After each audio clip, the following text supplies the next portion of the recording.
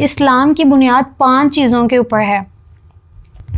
اس بات کی شہادت دینا کہ اللہ کے سوا کوئی معبود حقیقی نہیں ہے، یہ کہ حضرت محمد صلی اللہ علیہ وسلم اللہ کے رسول ہیں، اور نماز قائم کرنا، زکوٰۃ ادا کرنا، حج ادا کرنا، رمضان کے روزے رکھنا، یہ 5 چیزیں جو ہیں ہمارے اسلام کی بنیاد ہے۔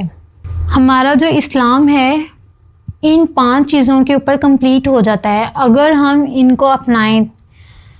ہر مسلمان ہونے کے ناطے ہمارا فرض ہے ہم دین کو آگے پھیلائیں، دین کو آگے لے کے چلیں، اپنے اندر تقوی، پرہیزگاری اور اپنے ارکان کو، اپنے اسلام کو اپنائیں۔